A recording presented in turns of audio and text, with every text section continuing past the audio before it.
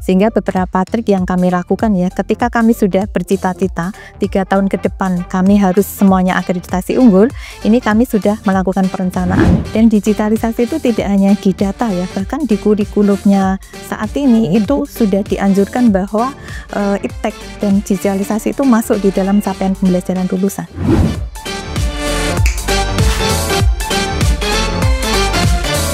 Saya mengutip sebentar tentang bagaimana pencapaian akreditasi ini itu juga tantangan yang berat gitu ya. Kalau kita berbicara tantangan yang berat, pasti tentunya jalan menuju ke sana juga tidak semuanya terus mudah-mudah saja gitu. Nah, pertanyaannya adalah ceritakan bagaimana perjalanan menuju akreditasi unggul dan itu bisa sapu bersih itu. Kemudian tantangan apa saja yang paling berat menurut Bu Yuni di sana? Untuk indikator-indikator unggul itu yang perlu kami penuhi. Yang pertama mungkin terkait dengan SDM ya. Kebetulan SDM dosen kami itu mungkin nggak sebanyak dosen-dosen yang lain ya. Jadi mungkin ada beberapa kendala terkait dengan kompetensi SDM ya. Sehingga kami juga harus melakukan penguatan terkait SDM. Dan tadi kalau saya bilang itu nggak instan gitu, jadi nggak bisa akreditasi besok baru kemudian disulap hari ini. Jadi kami sudah merencanakan memang jauh-jauh hari ketika kami ingin membidik semua akreditasi unggul di tahun 2025 100%, maka itu sudah 3 tahun yang lalu, bahkan sebelumnya itu sudah kami rencanakan gitu ya.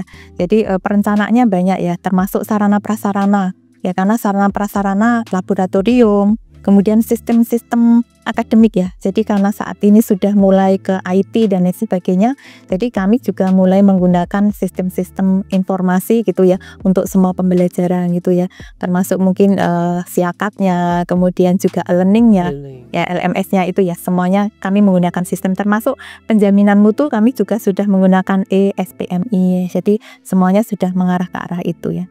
Dan termasuk pendanaan ini juga ada porsi-porsi gitu ya yang sudah kami pos-poskan memang untuk peningkatan mutu ini gitu ya. Tapi hal yang paling berat apa Bu? Yang paling berat dari semua proses yang tadi?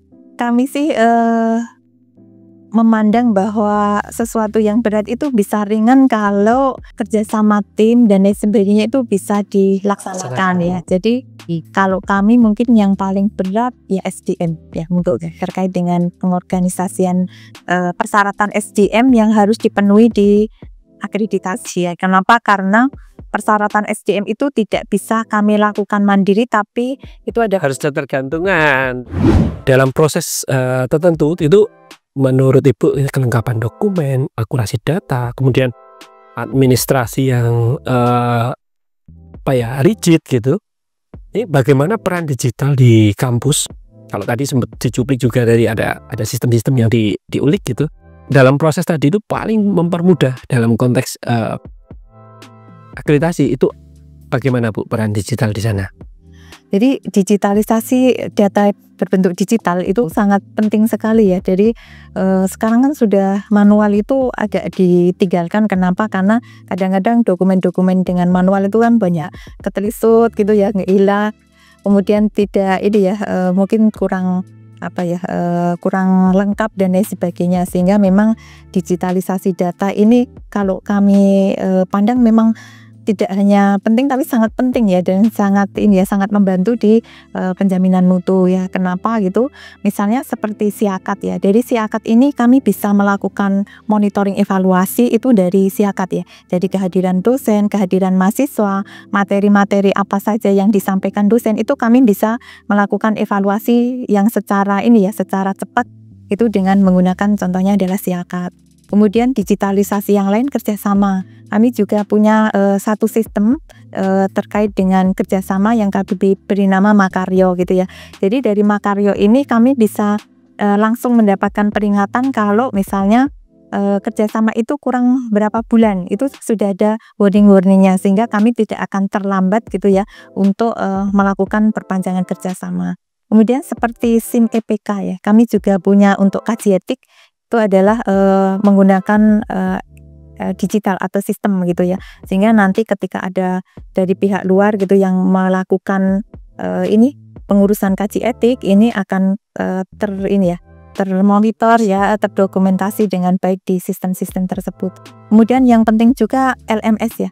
Ya, jadi LMS kami juga ini ya sangat membantu gitu ya dalam pembelajaran ya. Jadi intinya dengan adanya digitalisasi tadi ya tentunya mempermudah semuanya ya, baik itu penginputan atau pengumpulan data, kemudian monitoring evaluasinya sampai mungkin pelaporannya ya. Jadi sangat butuh, dan kedepannya sepertinya ini harus semuanya digitalisasi. Dan digitalisasi itu tidak hanya di data ya, bahkan di kurikulumnya saat ini itu sudah dianjurkan bahwa iptek dan digitalisasi itu masuk di dalam capaian pembelajaran lulusan.